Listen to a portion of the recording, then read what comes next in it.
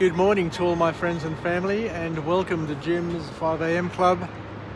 I'm coming to you from down here at Circular Quay, and as you can see, there's a interesting bus, the Glenfiddich bus that is parked up here, and it's a pop-up bar for this time of year.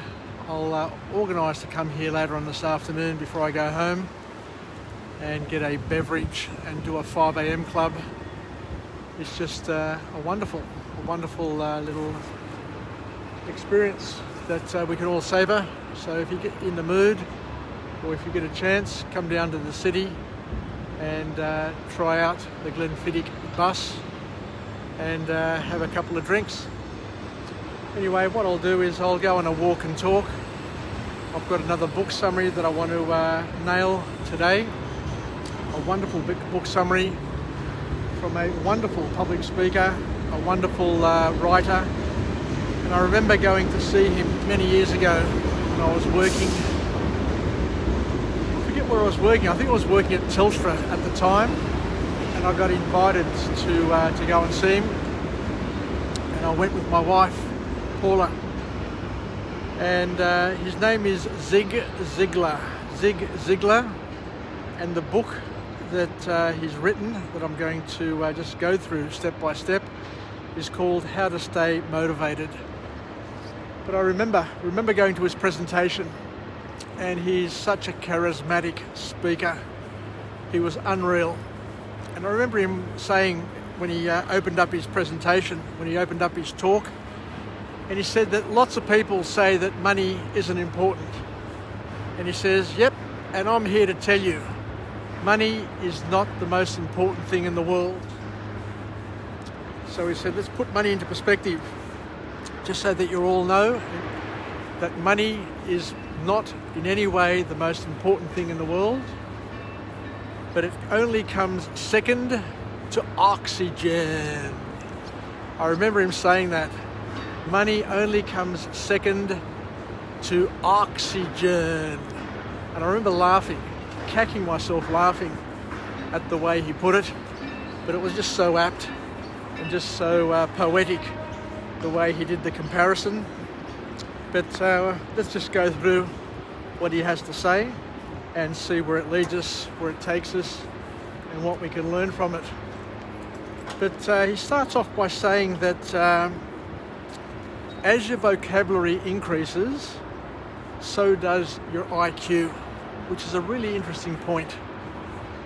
As your vocabulary increases, so as the number of words increases, as the things that you can describe and label increases, so does your IQ, so your level of intelligence, which is an interesting thing. I've never thought of it like that before, but it is a powerful sort of concept to consider, and hence why education is important. That's why reading is important, and learning as many words, or being able to use as many words to describe your experiences, because the more words you have to describe your experiences, the more fulfilling and beautiful those experiences will be.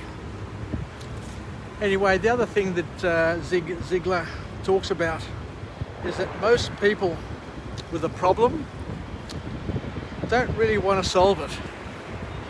Once again, another interesting spin on life and human behaviour, whereas he suggests that most people who have problems don't really want to solve them. And I've got to tell you, that has become abundantly clear to me this year with COVID-19, that people just thrive and just absolutely love the opportunity to talk about the problem of COVID-19. Earlier in the year we had the bushfires. Once again, people loved the opportunity. They thrived it. They were willing on the recession, willing on COVID-19, willing on disaster. Because according to Zig Zigler, most people are bored in their lives, and they need a story, some sort of story to attach themselves to. And once they attach themselves to a story, then they add it to all the other stories that they keep on reliving and talk about. And it becomes part of the library, part of the inventory of stories that they have, which in some ways are empowering, but in many ways are disempowering. So be careful of the stories that you hold on to. Be careful of the stories that you keep reminding yourself with, because those stories define you and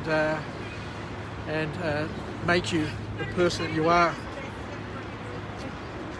The other observation that Zig Ziglar has, and I love this as well, is that most people try to find fault like there is a reward for finding it. You know, how many times are we surrounded by people who all they want to do is find fault in what we're saying, how we're dressed, what we do, what we think. And you say to yourself, you know, like, what's the reward? What reward are they getting by identifying and talking about these faults that they seem to come up with all the time? An interesting observation, but a powerful one. You know, what is the reward? Why are they so interested in identifying faults in other people around them? You know, is it that they're projecting their own insecurities? Possibly. And then Zig Ziglar talks about something that we all are pretty well conversant with and understand, is that you just can't change people. You can't change anybody other than yourself. So for all those people who are in relationships, who fall in love thinking that they're going to change their partner, the powerful lesson is that they ain't going to change. And if they do change, they're most probably going to change for the worse. So don't spend your life hoping and praying that the people around you are going to change.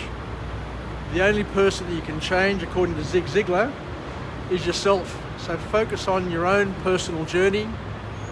Focus on making your own changes, because when you change, according to Zig, your whole world will change around you. The other interesting observation that he has as well is that immigrants are 4 times more likely to become millionaires than the people who are growing up in the particular community or society. Regardless of education, it just seems to be a thing that the immigrants are the ones who have the thirst for growth and development. Another beauty from Zig is that people who know what they want and how to get there are usually the easiest people to get along with. And it makes sense because they're clear on who they are, what they want to get and how they want to get there, and they're not searching. A lot of people are troubled because they're continually searching for what they want in life, and they don't know what they want in life. And because they don't know what they want in life, they cause problems not only to themselves, but to all those around them. Zig is also big on positive thinking. And he says that the positive thinking will simply get you to do things a lot better than if you applied negative thinking. Which is pretty simple to understand and pretty straightforward, but a lot of people don't get it. So the bottom line, the call to action is to get your thinking straight, know what you want and how to get there, and be positive in your expectation and in your thinking. And Zig also talks about the fact that you can't perform in a manner which is inconsistent with how you see yourself. So your self-image is critical.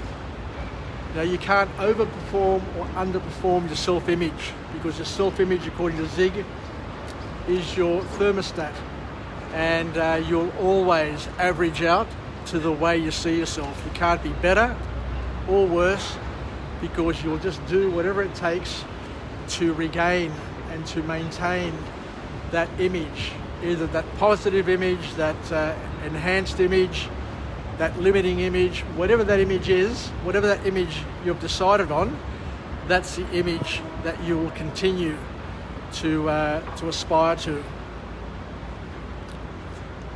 And he also talks about the fact that instant gratification, I love this, instant gratification is a sign of immaturity. So if you're short-tempered and you want things to go your way all the time, and you want it here, you want it now, and you're not patient, you can't wait till tomorrow, next week, then you're no different to my 3-year-old granddaughter or my 1-year-old granddaughter. So it's an important one. So instant gratification is a negative. It's a sign of immaturity. And a lot of people give up their tomorrow in order to gain their right now, here and now. So I guess there's a balance. There's a balance between doing what is necessary to achieve your goals and dreams, which are aligned to your personal values and your actions, or to just get whatever you want now and to be happy here and now, and to give up your tomorrow. And he also talks about the fact that if you keep on doing what you've always been doing, then you can't really expect different results. So it's all about mixing it up, changing your approach, and changing who you are, because who you are and who you become is really, really powerful. And then he talks about something which is a little bit deeper, which once again resonated with me. He said that hope is to the spirit as to what oxygen is to the brain. So we need to live in hope, we need to live with positive expectancy, because it's uplifting to our spirit, and it's something which brings joy and happiness to each and every one of us.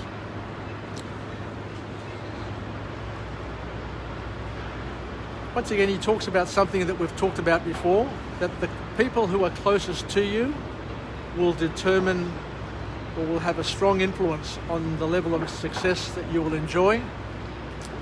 So be very, very selective with the circle of people that you spend most time with, because as other authors as well have said, you'll end up becoming the average of all the people, or the close inner sanctum that you have selected for your life. In terms of friendship, he says, rather than try and find friends, what's more important and powerful is to be a friend, because by being a friend, you will then attract the friends that you need in your life. He also talks about the fact that you need to live with integrity, and by living with integrity, you have nothing to fear, because you've got nothing to hide. How powerful is that? To live with integrity, rather than just use the word integrity, to embody it and to have it as part of your driving force, your